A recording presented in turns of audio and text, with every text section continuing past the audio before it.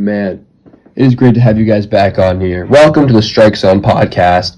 Today, it is June 5th, 2023, and I'm bringing live and full action to you right here. Now, go check out YWL Network for more wiffleball content, especially on opening day, June 16th, 2023. So today, we're going to be talking a lot about opening day. Obviously, it's coming up. Obviously, the players, the teams, the coaches are all going to be extremely excited. And we have the Bears against the Aces on opening day matchup at 4:30. Be sure to check afterwards for that game being posted on YouTube at YWL Network. That is YWL Network. So we're really excited about that. Then the Blaze and the Titans. And what we have here is an opening day matchup that we haven't seen for a while. And we're going to be very excited to see this happen because last season, great opening day.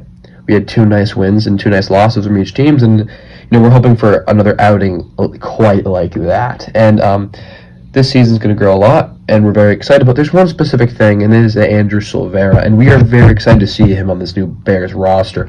Will it pan out well? Will he end up suffering and struggling on this Bears roster? And we really have to dig in to how this is. And this is something that's been on my mind for a while now. What is this fit going to be like with Andrew Silvera? What is it going to be like having him as the outfield and Matthew DeCiccio playing off the bench? It's going to be spectacular to watch. Hopefully you guys can check it out. And hopefully the link is in the description for YWL Network. This is Strike Zone, and you're watching YWL. And, it's going to be great. Again, that is YWL Network. Also visit YWL Plus. That is YWL Plus.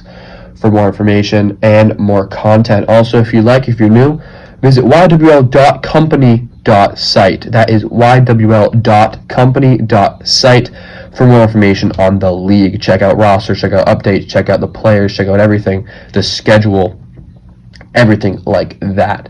So, about Andrew Silvera, number 3 for the Blaze last year, number 3 for the Bears. Nothing really changes with his game besides that he's on a championship team.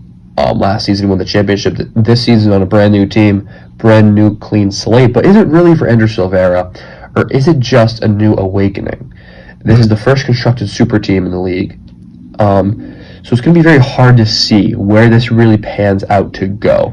And we're really looking forward to seeing that happen, the progression of Andrew Silvera and the Bears roster. Andreas Guanakis recently told me in a headlining news that he would rather bring back PJ Ferreira, recently drafted second to last overall pick from the Bears. He'd rather have him back than having Matthew DeCiccio back. And if you're unfamiliar with these two players, PJ Ferreira, big brain player, pretty good. He's on the lower half of the, he's on the lower half of the spectrum, meaning in terms of skill. However, he's extremely smart and intelligent on the field, and Matthew DeCiccio brought a lot of character to this Bears team and this locker room, and he's planning on doing so this next season. But it's kind of like a situation where you had a guy that kind of got pushed out of the team, and you're kind of seeing that almost like a guy that was a nice part of the rotation becoming kind of a back piece. And we see this in Duncan Robinson too, how he was kind of neglected by that Miami Heat in a couple years prior, and he's kind of been doing that. So I think he's going to have a roster change. And Andreas Guanakis, and I quote, said, "I'd rather keep PJ Ferreira on the roster than Matthew DeCiccio," and that's going to be a big hit to this franchise. Obviously, they have some fans over there that really love Matthew DeCiccio. Very intelligent and good player, especially in the outfield. His hitting needs a little bit of development, needs a little bit of work. However, with the proper mentor, he can probably put on a pretty good show. And I think one of these expansion teams, in the expansion draft next season, he can find himself a home. And I think it's very important that he does that. Coming up to break in a minute or so. But after this break, we're going to be talking a ton about this future Bears team and what they gave up to get Andrew Silvera. What are the penalties and costs to getting a guy like Andrew Silvera on their team? A bona fide superstar on their team, a one-time World Series champion, a one-time World Series MVP, a one-time All-Star. So, I'll bring back the action back to you right after this commercial break. Thank you. And we're back. Just want to give a shout out to YWL Store. That is ywl.company.site. ywl.company.site. That is ywlstore.company.site. We are back with commercial-free action here on the Strike Zone. Now, as we get into this lower half of the off season, we get into that latter half of it, into June. Right now, it is prior to opening day, about 10 days-ish. We have one more day until 10 days. Not necessarily a week left, but we're getting there.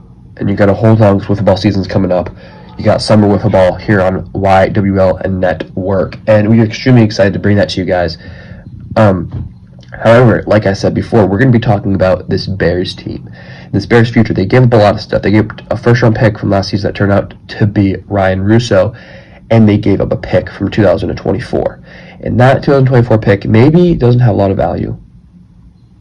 However, this one does. And Ryan Russo, this is going to be a big factor because Ryan Russo could have played on this roster with Isaac Balicki, and Isaac Balicki really wanted Ryan Russo to play, and he actually demanded a trade back in February. Breaking news: he actually demanded a trade back in February to go to the Titans, hopefully to play with Ryan Russo.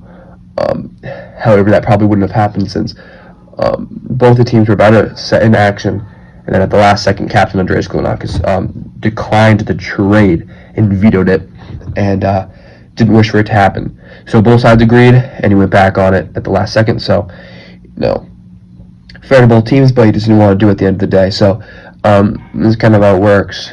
But basically, this team is going into the season looking for a win, and all these other teams are also looking to get some wins. But this team has a different type of mindset. They think they can win now, and they want to win now. That's their mindset. They don't have a lot of pick capital, not a lot of draft capital, not a lot of draft equity. However, they do have a lot of players and other assets to get them to the promised land. However, it is contract season in the YWL in a couple of months. So guys like Isaac Balicki and Andrew Silvera are going to need contracts, and they're going to need to be paid big. And what I mean by be paid big is that both these guys, their rankings are wicked high, that their contracts are going to be expensive to keep super teams from happening. So it depends on what they're rated. Some guys are rated into the 90s, some are 80s, some are 70s. Depending on that, teams can have players up to a certain max, which is I think is 425, around that. So, and the luxury cap is over. So if they go over 5 to 10, I think we'll allow it. However, that is kind of the baseline they kind of want to stay at, and kind of the marker they kind of want to try to hit. So this Bears team is going to be a lot over the cap if they keep both these guys and don't get rid of anybody else. Matthew DeCiccio, a big factor to that. He might have to leave in order for them to afford these two superstars. Andreas Klonakis is going to have to make a giant decision who he wants to keep, and he's told me explicitly that he'd rather keep Isaac Balicki on the squad rather than Andrew Silvera, and the reason being is not because of one's more talented, it's because a pitcher is a more destined vocation, or it is a more destined ability to have, especially if you're the star of a franchise. And if you're drafted first overall, you're going to want to stay there for more than 2 seasons, especially the guy who drafted you. So, I mean, if I'm Andreas Klonakis, I want to keep both, obviously. But one person, if they both want to leave, you can only keep one. You can tag one of them for 1 season. They're gone the next. And then that one other guy's going to free agency. Nothing you can do about it. Kind of sad to see, a franchise being broke apart. However, it happens in the NBA, happens in the NFL, happens in the YWL. It's all a part of the training. So, it's kind of what has to go down. And, here in the Strikes, we talk about a lot of that type of stuff. And so we're getting to the end of our section here. But if you guys want to see more of this commercial-free action, just again, go to the Strike Zone on YouTube, or go to official YWL on Instagram. And that'll be your hub for everything that happens in the YWL. Thank you guys so much, and see you the next time.